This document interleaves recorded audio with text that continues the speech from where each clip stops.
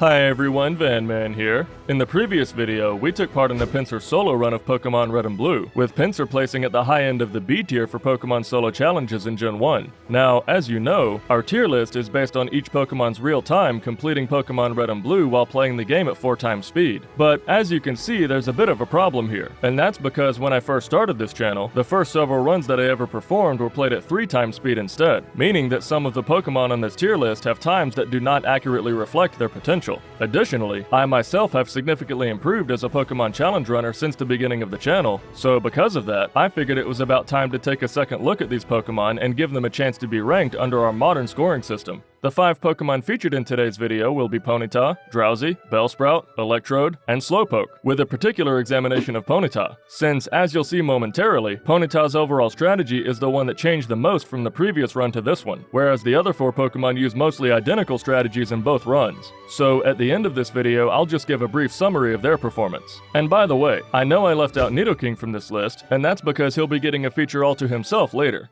The rules for these second round challenges are the same as usual, which are that I can only use the given starter Pokemon in battle with no battle items, I can't use any glitches or RNG manipulation, I must save before boss battles and then reset if I lose, and finally, each Pokemon's placement in the tier list will be based on its real world time completing the game while playing at 4 times speed. As a challenge for the viewer, feel free to comment your prediction for Ponyta's time of completion, then after the video is over, come back and edit your comment to describe how accurate your prediction was. Here are the predictions for the Pinsir run. Shout out to Alan Boone for getting the closest to the right answer, and for leaving such a detailed response. Comments like these are the ones that are my favorite to read. Also, in addition to commenting, if you like what I do and want to help me continue to provide you with quality Pokemon content, please give the video a like, and subscribe and ring the bell so you're always up to date on the newest videos. So first on our lineup is Ponyta, who for a first stage Pokemon has reasonably high speed and attack, but is certainly much more lacking in the defensive stats as well as move pool diversity. To start the run, the first rival's Bulbasaur goes down to a couple super effective Embers, which is incidentally Ponyta's only level up move of any kind until level 30. Then, after we make our way through Viridian Forest, our type advantage allows us to very efficiently knock out the bug catchers as well as the bug type wild encounters to level up in preparation for Brock.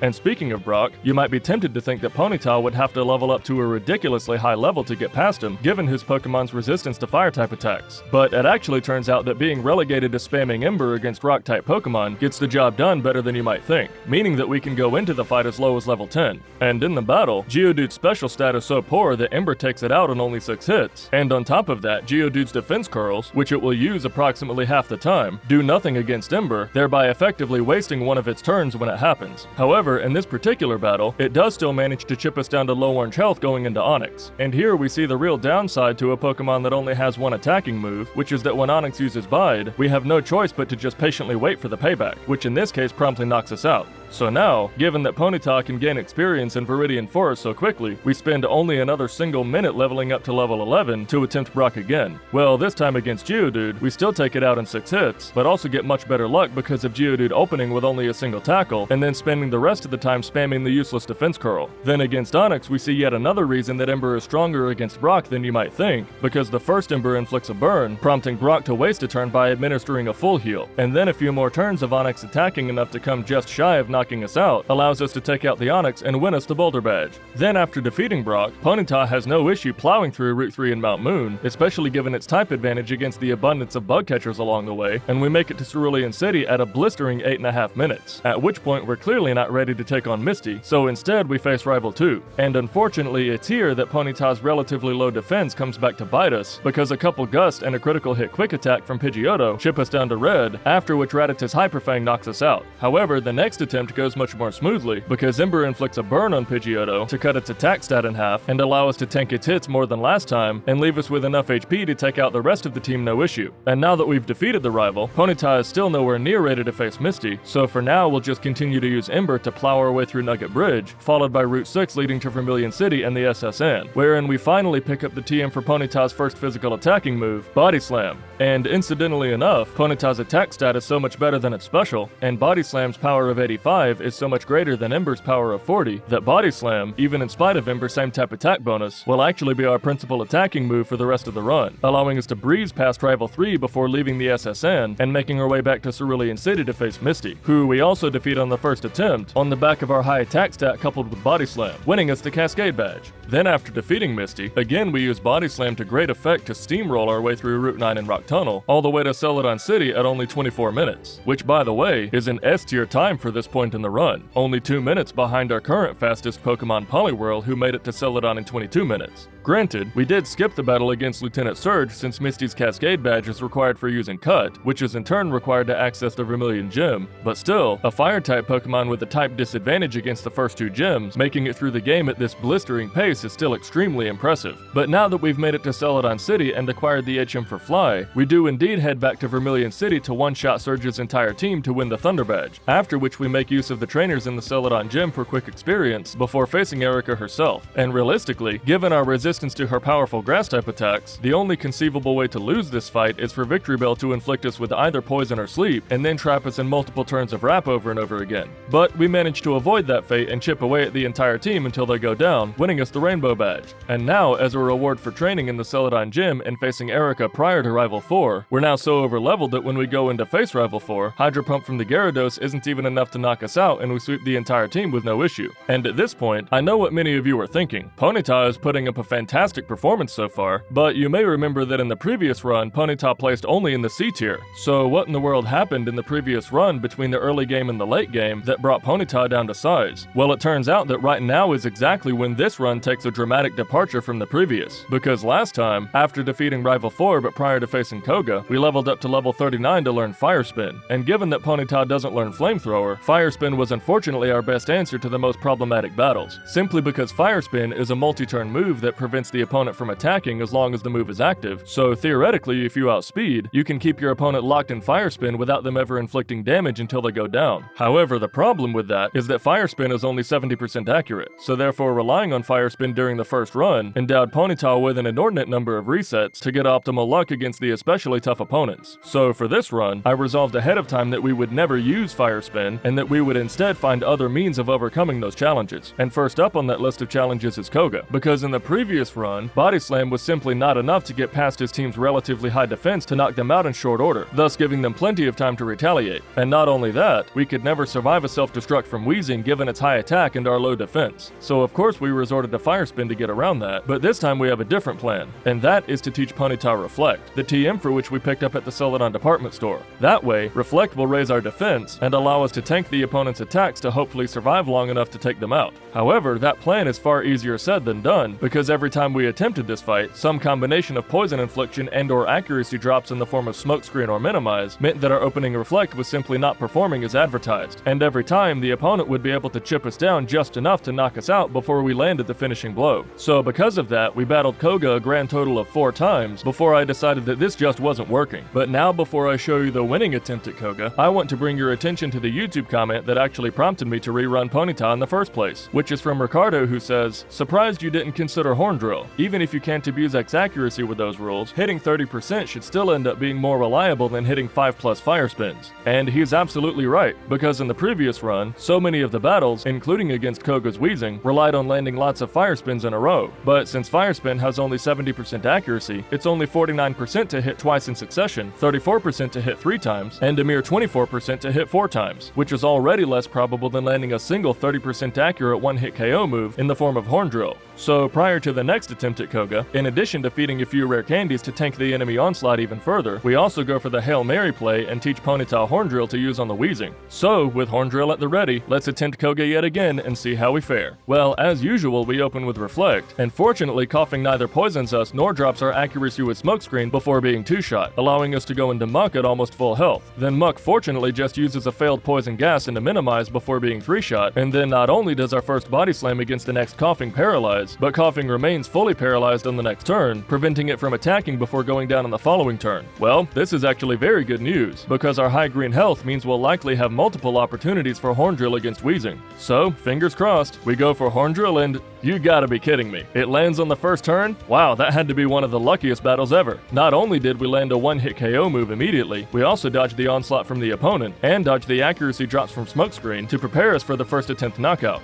Well, you know what? I'm definitely not going to complain about that, because up next is Rival 5, who in the previous run was the trainer with the most resets of the entire playthrough, for a grand total of 16, simply because Fire Spin was so incredibly unreliable against Gyarados. And if Gyarados broke free of the Fire Spin even a single time, it would one-shot us with a Hydro Pump. However, let's head over to Rival 5 and see if Horn Drill can treat us any better this time around than Fire Spin did last time. Well, to start, Pidgeot lowers our accuracy with Sand Attack before going down, so that obviously doesn't bode well for our Horn Drill prospects, and indeed the first Horn Drill against Gyarados misses. But unlike in the previous run, it actually turns out that those few rare candies from earlier allow us to survive the Gyarados' Hydro Pump at only a single HP, thus giving us another chance at Horn Drill, but as you might have guessed, the next one misses as well and Gyarados promptly knocks us out. Then in the next attempt, Pidgeot deals about a quarter damage before going down, but fortunately doesn't use Sand Attack. Then out comes Gyarados, and does our Horn Drill connect? Yes it does, which means bye-bye Gyarados, after which we're so overleveled from the prior rare candies that we can tank the opponent's attacks and knock out the rest of the team one by one for the victory on only the second attempt. Then after defeating the rival and therefore gaining access to Lapras to use Surf, we head down to Cinnabar Island, where we make quick work of the gym trainers for experience, then face Blaine, who is a complete triviality, reason being that his AI will prevent him from ever using his Fire-type moves, since they're not very effective against an opposing Fire-type Pokemon, meaning that his only attacking moves are physical, in turn meaning that all we have to do is set up Reflect to tank his attacks and then chip away his team with Body Slam for the win. And then after Blaine comes Sabrina, who just like Blaine is again trivial because all we have to do is use the agility that we learned only a few levels prior to max out our speed and also badge boost our attack, then use Body Slam to outspeed and one-shot the team. And then finally Giovanni is yet again completely trivial because we set up Reflect against Rhyhorn to brace its attacks while we use agility to badge boost, then whittle away at the team until we get to Rhydon. And against Ponyta, Rhydon is actually a somewhat special case, because its AI will cause it to always spam Fissure since it's a ground type move against our fire typing. But Fissure can never actually hit a Pokemon that outspeeds, which we obviously do. So that means Rhydon is a free win, right? Well, not exactly, because in this scenario we go for Body Slam, but given Rhydon's massive defense it only does a blip. And guess what? We only have 6 Body Slam power points left, which obviously won't be enough to take it out. So now, it looks like it's yet again Horn Drill time. And wouldn't you know it, the first one lands for the knockout. And while yes, I admit that our Horn Drill luck has been above average so far, considering that we've attempted a total of 5 and landed 3 of them, against Rhydon just now we still probably would have won because, as you remember from the Ditto run, the odds of all 5 of our available Horn Drill power points missing in succession is only 17%. So even in that awkward position of being locked out of Body Slam, we were still a full 83% to win that fight. So now heading to face the rival, since we now have access to agility to badge boost our special stat against Pidgeot, my hunch is that in this fight we won't need to rely on Horn Drill against Gyarados like we did against Rival 5, because we'll be able to tank its Hydro Pump. So let's give Rival 6 a go and see if I'm right. Well, in the first attempt we sustained too much damage from both Pidgeot and Rhyhorn even in spite of our opening Reflect, allowing Gyarados to knock us out. However, in the next attempt, Pidgeot and Rhyhorn decide not to attack quite as much, allowing us to make it to Gyarados in the green and survive its Hydro Pump in the yellow before we knock it out with another Body Slam. Then obviously Growlithe is one shot, after which a Clutch Paralysis from Body Slam prevents Alakazam from attacking before going down, and then yet another Clutch Paralysis prevents one of the attacks from Venusaur, and even though Razor Leaf does bring us to only a single hit point, we're still able to knock it out and make our way to the Elite Four. And by the way, that last rival battle is a perfect example of how I've improved as a Pokemon player since the start of this channel, because in the previous run, even despite having access to agility and Body Slam to contend with Gyarados, I still for some reason opted for Fire Spin, which needless to say took substantially longer. But now in preparation for Lorelei, I wasn't exactly sure what the optimal strategy would be. So to start, I teach Ponyta Fire Blast, the TM for which we picked up from Blaine, to replace Reflect. And speaking of, it is also worth noting here that while in the Celadon department store, we picked up multiple copies of both Reflect and Horn Drill, just in case during the Elite Four we ever wanted to reteach one of them after having forgotten it. But anyway, against Lorelei, we begin by setting up our badge boost with Agility against Dugong, who eventually goes down without a problem, but then Cloyster and Slowbro eventually chip us down to just little enough health for Lapras to eventually knock us out with Hydro Pump. However, in the next attempt, I yet again demonstrate how much my game knowledge has improved since the first run, because this time I go with the strategy of teaching Mimic to copy Slowbro's Amnesia, which is probably the best stat boosting move in the game because it raises the user's special stat by 2 stages. And it turns out that that plan works beautifully because our badge boost from Agility allows us to make it to Slowbro in the green, after which Slowbro deals very little damage while we set up Amnesia, after which Jinx is obviously one-shot with Body Slam, and then due to our now maxed out special stat, Fire Blast one-shots Lapras for only the second attempt victory. Certainly a vast improvement from the dozen or so attempts that we spent using Fire Spin in the previous run. Then after Lorelei comes Bruno, who is just as trivial as he was the last time, because, you know, he's Bruno. But then up next is Agatha, who is by far the worst fight in the entire game for Ponyta, simply because each of the Ghost Pokemon special stats are so massive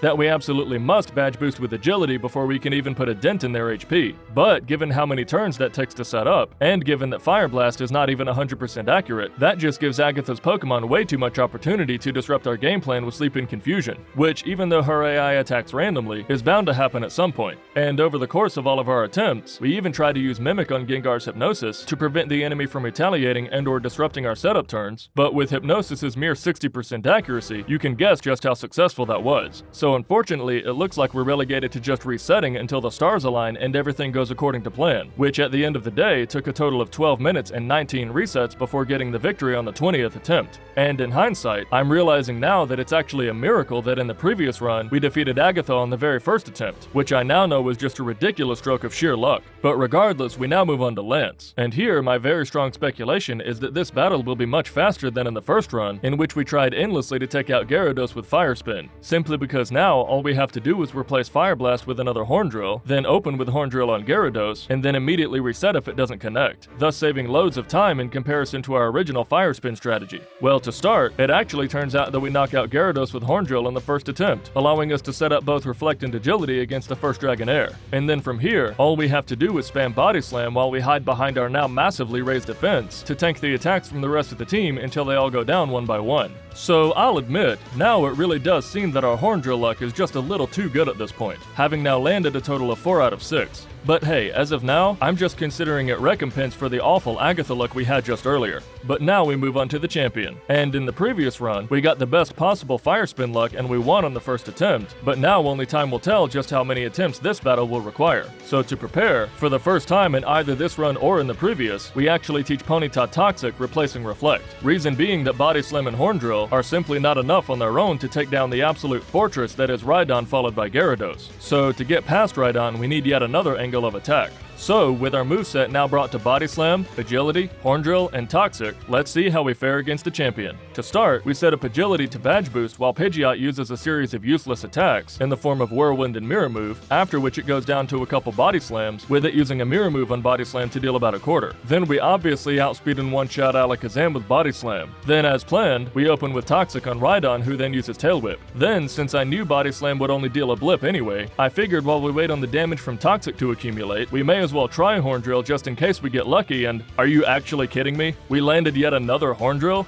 Well, okay then, I'm not complaining. I mean, to be fair, Toxic was inevitable to knock out Rhydon anyway, so it's not like it matters much in this case, but still, that's just hilarious. Then against Gyarados, unlike against Rhydon, we can't rely on Toxic, and we therefore actually need Horn Drill to land to get past it, and are you actually serious right now? Y'all, that's 6 out of 8 Horn Drills to land over the course of this playthrough, 4 of which were all in a row. Those odds are absurd, and now we're pretty much guaranteed the win because of our type resistance against both Arcanine and Venusaur, and indeed against Arcanine, we take it down in 3 hits with Arcanine not dealing any damage, and then, although we got rid of our Fire Blast that would ordinarily one-shot the Venusaur, we're still able to tank its Grass-type attacks, allowing us to spam Body Slam to knock it out and make us champion of the Pokemon League. Well, I said it in the previous Ponyta run, and I'll say it again. What a wild ride. Results. Ponyta finished the game in 5 hours and 0 minutes game time, 1 hour, 36 minutes, and 11 seconds real time. Conclusion. In comparison to Ponyta's first run, the second run saved loads of time and ended up being much faster, principally due to our refusal to use Fire Spin in 4 key battles, which were against Rival 5's Gyarados, Rival 6's Gyarados, Lorelei's Lapras, and Lance's Gyarados, incidentally all of whom know the move Hydro Pump. And while yes, Ponyta is indeed the Pokemon most reliant on luck that I've ever played, our reliance on lucking out with Horn Drill is still far more consistent than lucking out with Fire Spin. Not to mention, our better than average Horn Drill luck in this run I'd say was fairly balanced out by our terrible luck against Agatha. So all in all, given Ponyta's excellent speed and attack granting it the ability to completely dominate the early game, in spite of its relative lack of viable options for adding consistency to the late game, Ponyta unfortunately did not improve enough to move up from the C tier to the B tier, but will still move up to a higher position in the C tier, just above Hitmonchan. And now, as I stated earlier, here we'll give a brief overview of the other 4 Pokemon, starting with Drowzee, who would in all likelihood rank in the S tier if not for the Brock split, which took a full 16.5 minutes, simply because Drowzee's only damaging move to start with is Pound, which given Drowzee's unimpressive attack stat, is nowhere near enough to get past both Geodude and Onix, even as high as level 16. So unfortunately we're relegated to grinding in Viridian Forest to level up to 17, at which point Drowzee learns Confusion and therefore turns Brock from impossible to trivial. Then, as you might imagine, a now over-leveled Psychic type Pokemon in Gen 1 has absolutely no trouble whatsoever with any portion of the game from Route 3 all the way to Celadon City, where we get the vending machine drink to gain access to Saffron City, where we in turn get the TM for Psychic. Additionally, we then also fly back to Viridian City to talk to a man hiding behind a cut tree who gifts us the TM for Dream Eater, which is a move with an even higher base power than Psychic and also heals the user by an amount equal to half the damage dealt. But the catch is, it only works if the opponent is asleep, which Drowzee obviously has covered with Hypnosis. And in this run, the very existence of Dream Eater means that Drowzee is capable of winning tons of different battles at a much lower level than it otherwise would, simply because Drowzee's healing factor gives it tons of resilience in each fight. However, it's not a perfect solution for a couple reasons. The first being that Hypnosis is only 60% accurate, meaning Drowzee will likely sustain some damage in the process of putting the opponent to sleep, and also Drowzee is rather slow, meaning that if the enemy Pokemon outspeeds and wakes up on the same turn that we go for Dream Eater, that Dream Eater will have gone to waste. But still, Hypnosis and Dream Eater, and also Psychic in the scenarios when Dream Eater isn't necessary, is an extremely potent combination that carried Drowzee to great success in the previous run, and in this run trivializes both Rival 4 and Erica, given our type advantage against her poison types. However, in the previous run, Koga still gave us a bit of an issue even in spite of our type advantage, simply because Weezing's superior speed and attack coupled with Drowzee's poor defense meant that Weezing would consistently outspeed and knock us out with Self Destruct.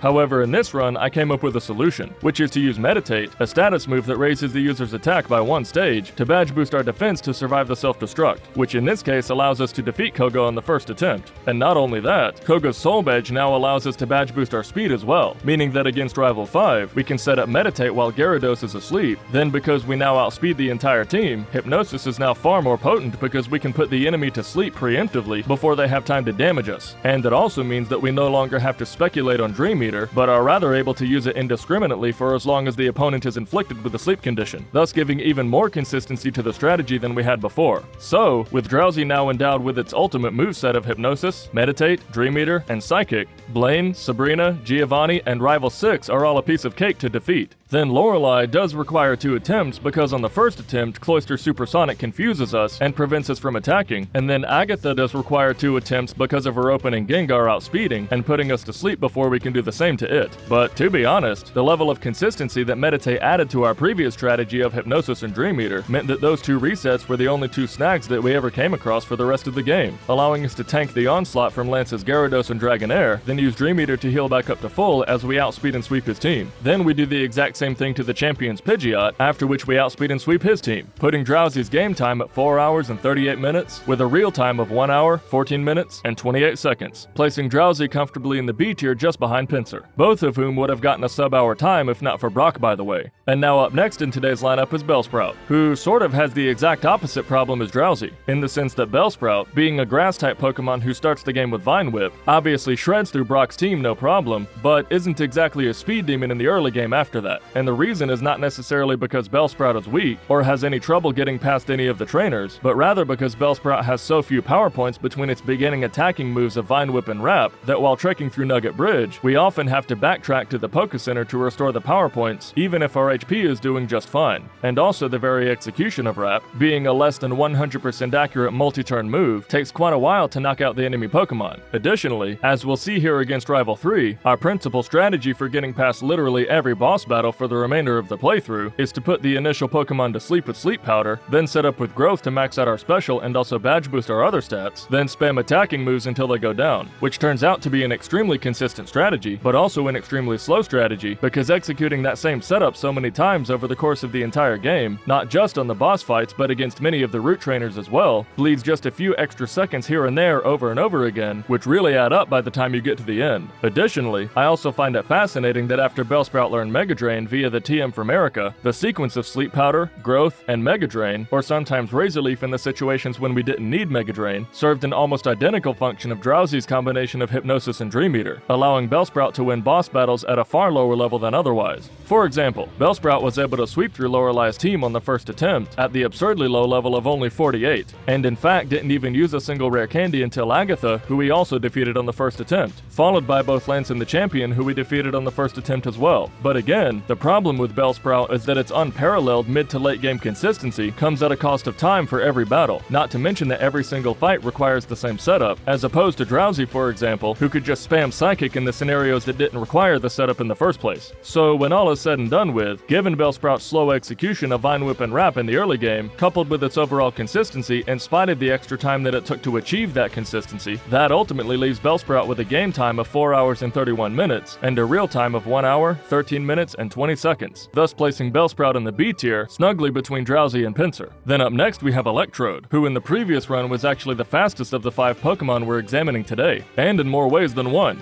And by that I mean that Electrode is quite literally the Pokemon with the highest speed stat in the entire game, which bodes very well because one of the best ways to succeed in a solo challenge run such as this one is to consistently outspeed and one-shot your opponent, which Electrode will obviously do quite a bit. And knowing nothing else beyond Electrode's typing, you might think that Electrode would struggle to get past Brock given his Pokemon's immunity to electric attacks, but it turns out that Brock is actually a complete joke for Electrode because Electrode has access to Sonic Boom, which is a set damage move that always deals exactly 20 HP, making the bug catchers and wild encounters leading up to Brock consistent one-shots, and making Brock's Geodude and Onix consistent two-shots. However, after defeating Brock, Sonic Boom unfortunately remains Electrode's principal attacking move throughout the early game, and as the game progresses, the luster of Sonic Boom quickly begins to fade, simply because the enemy Pokemon continue to have more and more HP, therefore causing Sonic Boom to take longer and longer to knock them out. Not to mention Sonic Boom is only 90% accurate, making the likes of Sand Attack from Pidgeys that much more annoying. Against Rival 3, for example, we get Sand Attack from Pidgeotto, and therefore miss several attacks of our own. And although we did win on the first attempt, our victory was only on the back of Charmeleon making poor decisions in the form of Growl and Leer instead of actually attacking. And then against Lieutenant Surge, the fight is especially time-wasting despite winning on the first attempt, because Voltorb is 3-shot, as is Pikachu, and Raichu takes a full 6 attacks to knock out with 2 of them missing. But now, although our Lieutenant Surge split is not quite as fast as we would like, upon his defeat he gifts us with the TM for Thunderbolt, which needless to say allows Electrode to awaken its inner beast to absolutely dominate the rest of the game, because with Thunderbolt now in hand, we can outspeed and one-shot nearly everything that comes our way, with the obvious exception of the handful of ground-type Pokemon that are immune to electric attacks. But at least in the early to mid-game, they can still be taken out with Sonic Boom. For example, the self-destructing Hiker in Rock Tunnel. But now, since this is especially relevant for Electrode, I want to bring up a point that I don't talk about much on this channel, but is still very pertinent to the way I do my challenge runs, and that is how I select which starter the rival has on his team. First of all, I am aware that other solo challenge runners force the rival to choose the starter that will be strongest against their solo Pokemon, and while those runners have every right to set up whatever rule set they want for their channel, that particular rule is not how I like to run things, simply because to me it seems too arbitrary, in the sense that I don't do that for any other aspect of my run, so why would I when it comes to the rival starter?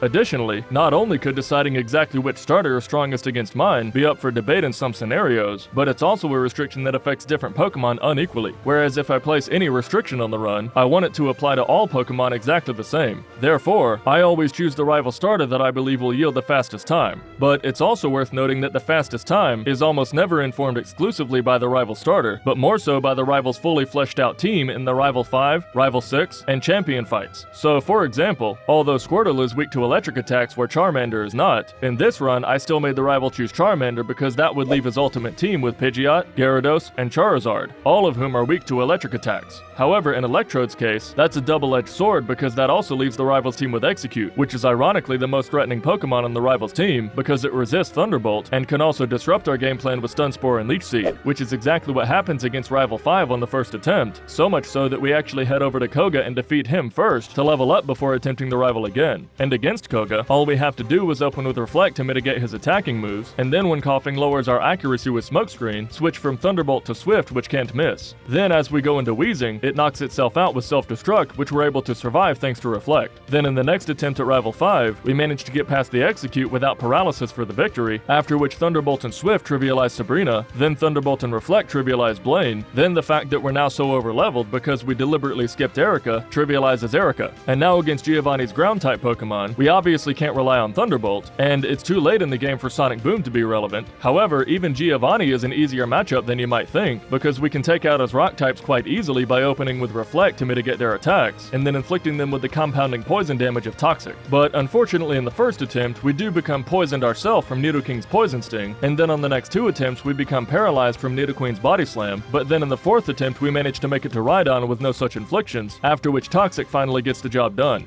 Then against the Elite Four, Thunderbolt trivializes Lorelei, Thunderbolt and Toxic trivialize Bruno, and we even managed to spam Thunderbolt for the first attempt victory against Agatha. Then Reflect would have trivialized Lance, if not for Dragonite bypassing our raised defense with a critical hit slam on the first attempt, but then on the second attempt no such critical hit happens, and we're able to tank the onslaught until we successfully knock out the team one by one. And then finally, since the champion's Execute has now evolved into Exeggutor, we no longer have its status condition inflicting moves to contend with, and we defeat the champion on the first attempt as well, for a final game time of 4 hours and 11 minutes, and a real time of 1 hour, 8 minutes, and 44 seconds, placing Electrode at the bottom end of the A tier, just under Hitmonlee. And finally, the last Pokemon in today's lineup is Slowpoke, the exact opposite of Electrode with the lowest speed stat in the game. And as far as speedrunning viability is concerned, Slowpoke is definitely a mixed bag, because obviously almost all of the enemy Pokemon will outspeed, thus wasting time in its own right, but also due to the opponent's chip damage causing more resets than if we had only gotten the attack in first. But on the other hand, Slowpoke's stats besides its speed are fantastic, and Slowpoke is endowed with one of the deepest move pools in the entire game, with amazing type coverage and utility. And on top of all that, Psychic and Water are respectively the best and second best types in Gen 1, and would you look at that, Slowpoke is both of them. So against Brock, although Slowpoke doesn't start with a water type move to exploit Geodude and Onix's 4x weakness, Confusion is still plenty to make it past Brock in only 4 minutes. But then much like Bellsprout, the fact that the enemy Pokemon outspeed mean that we spend far longer knocking out each opponent across Route 3, Mount Moon, and Nugget Bridge than we would like. Then against both rivals 2 and 3, you've probably already guessed that Slowpoke's poor speed also gives the opening Pidgeotto plenty of opportunity to use Sand Attack, ultimately resulting in multiple attempts against them as well. However, by the time we make it to Celadon City to begin the mid-game of the run, Slowpoke gets an enormous power boost, just as all Psychic types do in Gen 1, because we can now head to Saffron City to pick up the TM for Psychic, bringing our move roster to Psychic, Bubble Beam, Dig, and Headbutt.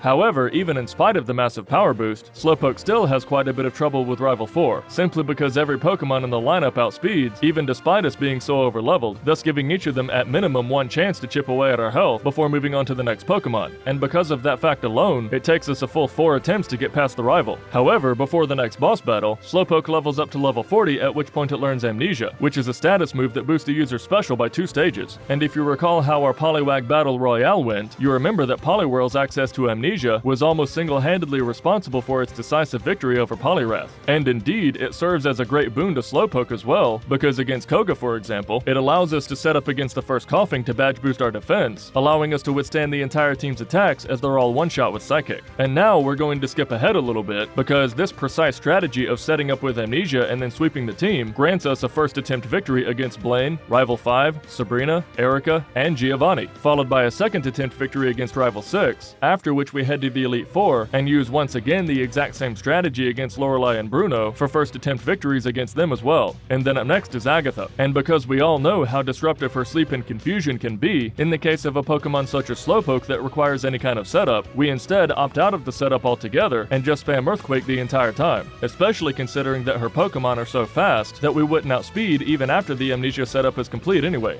And alas, that strategy pans out perfectly, and we even make it past Agatha on the first attempt as well. However, up next is Lance, who leads with Gyarados. And spoiler alert, this Lance fight fight was the worst fight in the entire game, with a grand total of 7 attempts before we managed to get past him. And not only that, I knew from my previous Slowpoke run that Lance might cause a bit of an issue, because Gyarados' Hyper Beam is so devastating that it will, obviously, outspeed and deal massive damage before we even have time to begin the Amnesia setup, let alone finish the Amnesia setup. So, in preparation for that, I decided to train against lots of gym trainers earlier in the run in order to go into the Lance battle at what I hoped would be a sufficiently high level. And unlike the previous run, this time I also taught Slowpoke Reflect to hopefully mitigate the onslaught as much as possible. However, in this fight is where Slowpoke's poor speed really comes back to bite us, because against Gyarados, there's simply nothing whatsoever that we can do when it opens with Hyper Beam, and all we can hope for is that Reflect and Amnesia will be enough to withstand all the subsequent attacks after that. But regardless, with a fair bit of luck, after several attempts we do get a battle in which his team uses just few enough attacks that we survive and allow us to knock out his team one by one until we make it to the champion.